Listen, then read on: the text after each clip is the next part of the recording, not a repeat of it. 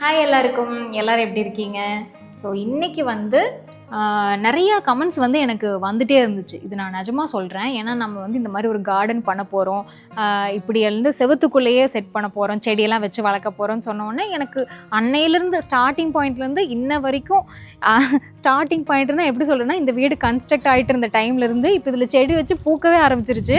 இன்னுமே வந்து எனக்கு அந்த ஒரு சில கமெண்ட்ஸ் வந்து வந்துக்கிட்டே இருக்குது. இந்த மாதிரி பண்ணுறீங்களே, உங்கள் வீட்டுக்கு டேமேஜ் ஆயிடாதா, பில்லருக்குள்ளே தண்ணி போயிடாதா, வீடு டேமேஜ் ஆயிடாதா, உள்ளே இருக்க செங்கல் வந்து தண்ணி பிடிச்சிடாதான்னு என்னென்னமோ கமெண்ட் இஷ்டத்தையும் சொல்கிறீங்க.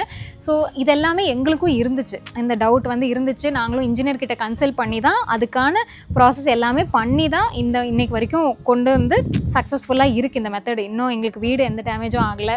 ஸோ இதுக்கான ஸ்டார்டிங்லேருந்து நாங்கள் என்னென்ன பண்ணியிருக்கோம் அப்படின்னு சொல்லிட்டு நான் கண்டிப்பாக இந்த வீடியோவில் உங்களுக்கு ஷேர் பண்ணுறேன்.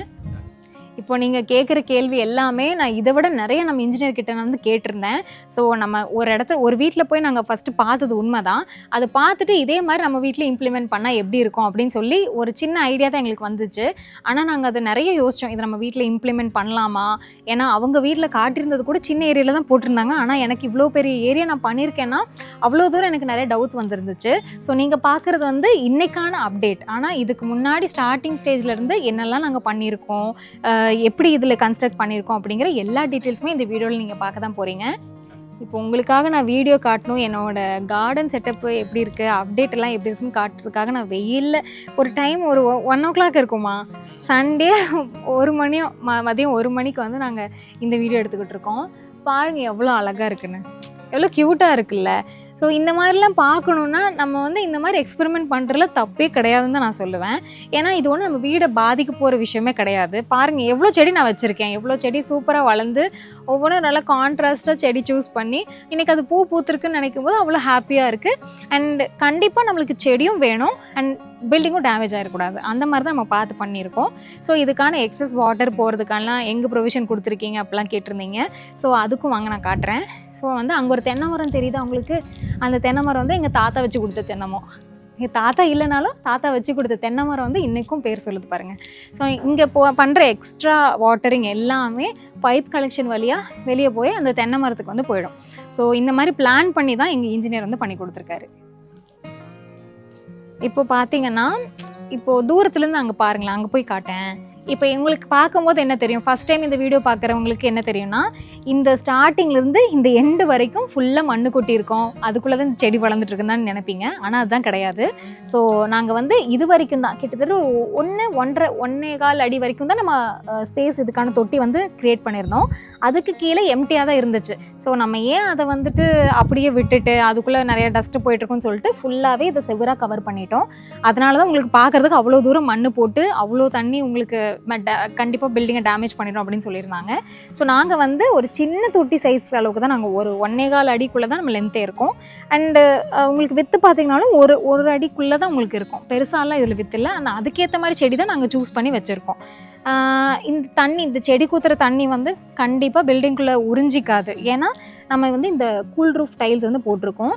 இதுக்கான டைல்ஸ் ஒட்டுறதுக்கான ப்ராப்ளமே வந்து பார்த்திங்கன்னா, நமக்கு தண்ணி வந்து பில்டிங்குள்ளே உறிஞ்சாது, செங்கல்குள்ளே போகாது. இன்னொன்று வந்து இந்த டைலோட கேப்புக்குள்ளே வந்து நம்ம எபாக்சி வச்சு கம்ப்ளீட் பண்ணியிருக்கோம். ஸோ இங்கே தெரியுதுங்களா, ஒயிட் கலரில் ஒரு சின்ன பேஸ்ட் மாதிரி. ஸோ இது வந்து டைல்ஸுக்கு நடுவுலையும் அந்த தண்ணி கேப்புக்குள்ளே போயிடக்கூடாது அப்படிங்கிறதுக்காக தான் இதெல்லாமே பிளான் பண்ணி பண்ணதுனால தான் கொஞ்சம் தைரியமாக எங்களால் தண்ணி நிறையா விட முடியுது, செடி தைரியமாக இவ்வளோ வச்சுருக்கோம். புது வீட்டில் இப்படி ஒரு செட்டப் எப்படி நாங்கள் பண்ணியிருக்கோங்கிறத ஃபஸ்ட்லேருந்து நான் உங்களுக்கு சொல்கிறேன். கிரவுண்ட் ஃப்ளோர் ஒர்க் பண்ணும்போது எங்களுக்கு இந்த மாதிரி ஒரு ஐடியா நிஜமாவே இல்லை. ஃபர்ஸ்ட் ஃப்ளோர் ஒர்க் நடந்துட்டு இருக்கும்போது தான் நிறைய எம்டி ஸ்பேஸ் இருந்துச்சு. ஸோ அதை எப்படி கார்டனுக்கு யூட்டிலைஸ் பண்ணலாம் அப்படின்னு சொல்லி நினச்சப்போ தான் இந்த ஐடியா எங்களுக்கு வந்துச்சு. இந்த செட்டப் டோட்டலாக கம்ப்ளீட் பண்ணி பார்க்கும்போது பெரிய தொட்டி மாதிரி தான் தெரிஞ்சிருக்கும். ஆனால் நாங்கள் செய்யும் போது ரொம்ப சின்ன ஸ்பேஸ் தான் இதுக்காக நாங்கள் கொடுத்துருந்தோம். இந்த செட்டப் பார்க்கறதுக்கு லைஃப் லாங் இருக்கக்கூடிய ஒரு கான்கிரீட் ஹேங்கிங் பாட் செட்டப் மாதிரி கூட இருக்கலாம். கிட்டத்தட்ட ஒரு 1.25 அடி வரைக்கும் தான் நம்ம யூஸ் பண்ணியிருக்கோம். கீழே ஃபுல்லாகவே எம்டி கேப் தான். அது ரொம்ப எம்டியாக இருந்தால் டஸ்ட் ஃபார்ம் ஆகும்னு சொல்லி தான் நாங்கள் ஃபுல்லாகவே கம்ப்ளீட் பண்ணி செவராகவே வச்சுட்டோம். நம்ம பண்றது என்னமோ மாடியில தான் இந்த செட்டப் பண்ணிட்டு இருக்கோம். ஆனா வீட்டோட செவுத்துல தான் இது எல்லாமே பண்றோங்கிறதுனால தண்ணி உள்ள அப்சர்வ் ஆகக்கூடாதுன்னு சொல்லி தான் இந்த மாதிரி டைல் செட்டப் பண்ணியிருக்கோம். வெறும் டைல்ஸை மட்டும் வாங்கி ஒட்டி விட்டுட்டா நமக்கு ப்ராப்ளம் சால்வ் அப்படின்னு சொல்லி இருக்கக்கூடாது. ஏன்னா 2 டைல்ஸ் ஒட்டுற இடத்துல கண்டிப்பா நடுவில் கேப் வரும். அந்த கேப்புக்கு வந்துட்டு நம்ம இந்த ஸ்பேசர் யூஸ் பண்ணி அதை சீல் பண்ணிடுவோம். கொஞ்சம் டெக்னிக்கலாக சொல்லணும்னா இந்த ஸ்பேசரை வச்சுட்டு இதுக்குள்ள எபாக்சி ஃபினிஷ் வந்து கொடுப்பாங்க. டைல்ஸை தாண்டி செவுத்துல தண்ணி போகாது. ஆனால் 2 டைல்ஸ் ஒட்டும் போது அதுக்கு நடுவில் இருக்கிற கேப்ல கண்டிப்பா தண்ணி போகும். அதை அரெஸ்ட் பண்றதுக்கு தான் நம்ம அந்த இடத்துல எபாக்சி வச்சு ஃபினிஷ் பண்றோம். இந்த மாதிரி செட்டப் நீங்களும் பண்ண பிளான் பண்ணிருக்கீங்கன்னா மறக்காம உங்க இன்ஜினியர் கிட்ட டிஸ்கஸ் பண்ணி இந்த மாதிரி சின்ன சின்ன விஷயத்த கூட விடாம கண்டிப்பா ஃபாலோ பண்ணிருங்க.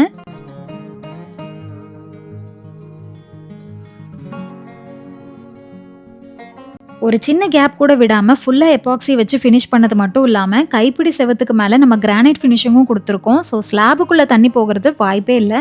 ஒரு குறிப்பிட்ட ஸ்பேஸ்ல ரவுண்டா ஸ்பேஸ் இருக்கிறது நீங்க பாப்பீங்க. ஸோ இது எதுக்குன்னா நம்ம செடி வச்சதுக்கு அப்புறம் கண்டிப்பா ட்ரைனேஜ் பிளான் பண்ணணும். அந்த எக்ஸ்ட்ரா வாட்டர் எல்லாமே வெளியே போகணும். அந்த ஹோல்ஸ் வழியா கலெக்ட் ஆகிற எக்ஸ்ட்ரா வாட்டர் எல்லாமே இந்த பைப் வழியா வெளியே வந்து அப்படியே கிரவுண்ட் ஃப்ளோருக்கு கீழே போயிடும். இங்கிருந்து வெளியே போகிற அந்த வேஸ்ட் வாட்டர் காம்பவுண்டுக்கு வெளியே ஒரு சின்ன கார்டன் செட்டப் வச்சிருக்கோம், அங்க போய் சேர்ந்துடும். அதே மாதிரி இந்த தென்னை மரத்துக்கு பக்கத்துல இருக்கிற இந்த கார்டன் செட்டப்லயும் கீழே ஒரு பைப் கனெக்ஷன் கொடுத்துருக்கோம். நம்ம செடி கூத்துற தண்ணியா இருந்தாலுமே சரி, இல்ல மழை வரும்போது மழை தண்ணியா இருந்தாலும் சரி, எல்லாமே மண்ணில் பட்டு அப்படியே கீழே ட்ரெயின் ஆகி அந்த வாட்டர் ஹோல்ஸ் வழியா இந்த பைப்புக்கு வந்து சேர்ந்துடும். இந்த பைப்ல கிடைக்கிற தண்ணியை எதையுமே வேஸ்ட் பண்ணாம அப்படியே அந்த தென்னை மரத்துக்கு போகிற மாதிரி செட் பண்ணி கொடுத்துட்டாங்க. செடி வச்சோம்னா கண்டிப்பா தண்ணி விடணும். அந்த தண்ணி விடுறதுக்கான பைப் கனெக்ஷனும் நாங்க ஏற்கனவே பிளான் பண்ணி கொடுத்துட்டோம். வாட்டர் ட்ரைனேஜுக்கு தேவையான எல்லா வேலையும் நம்ம கரெக்டா பண்ணிட்டதுனால பயப்படாம இனி நம்ம செடிக்கு தண்ணி விடலாம். நாங்க நினைச்ச மாதிரியே ஒரு தொட்டி கட்டி கொடுத்த உடனே மண்ணு ஃபில் பண்ணி முதல்ல நாங்க வச்சது ஸ்வீட் பொட்டேட்டோ தான். கிட்டத்தட்ட ஒரு 2-2.5 மாசம் வரைக்கும் வெயிட் பண்ணி ஸ்வீட் பொட்டேட்டோவை நம்ம ஹார்வெஸ்ட் பண்ணி ஒரு லாங் வீடியோவும் கொடுத்துருக்கோம். பார்க்காதவங்க மறக்காம செக் பண்ணி பாருங்க. அந்த 2 மாசம் கேப்லயும் காலையில சாயங்காலம்னு டெய்லியும் 2 வாட்டி நாங்க தண்ணி விட்டோம். இது வரைக்கும் எந்த பிரச்சனையும் நாங்க ஃபேஸ் பண்ணல. வாட்டர் ட்ரைனேஜுக்கு மட்டும் ஒரு கரெக்டான பிளான் பண்ணிட்டீங்கன்னா தாராளமா இந்த இடத்துல கார்டனுக்கான ஸ்பேஸ் யூட்டிலைஸ் பண்ணிக்க முடியும். நம்மளுக்குன்னு இருக்கிற இடத்துல இந்த மாதிரி சின்னதா கார்டனுக்கான ஸ்பேஸ் உருவாக்கி அதுல இருந்து நம்ம விளைவிக்கிற ஒவ்வொரு கிழங்கும் ரொம்பவே ஸ்பெஷலா இருக்கும். ஸ்வீட் பொட்டேட்டோவை எடுத்ததுக்கு அப்புறம் கொஞ்ச நாள் கழிச்சு லேண்ட்ஸ்கேப்பிங்காக இந்த மாதிரி இண்டோர் பிளான்ஸ் வச்சு அரேஞ்ச் பண்ணிட்டோம். அண்ட் இந்த இடத்துல வச்ச செடியோட அப்டேட்டை தான் இந்த வீடியோ ஸ்டார்டிங்ல நீங்க பார்த்திருப்பீங்க. இந்த வீடியோல இருந்து உங்களுக்கு நிறைய டவுட்ஸ் கிளியரா இருக்கும்னு நான் நம்புறேன். இந்த வீடியோ அவ்வளவுதான். இந்த வீடியோ பார்த்ததுக்கு ரொம்ப நன்றி. பிளான்ட் லவர்ஸ்க்கு மறக்காம இந்த வீடியோவை ஷேர் பண்ணுங்க. நெக்ஸ்ட் வீடியோல பார்க்கலாம். அது வரைக்கும் பாய்.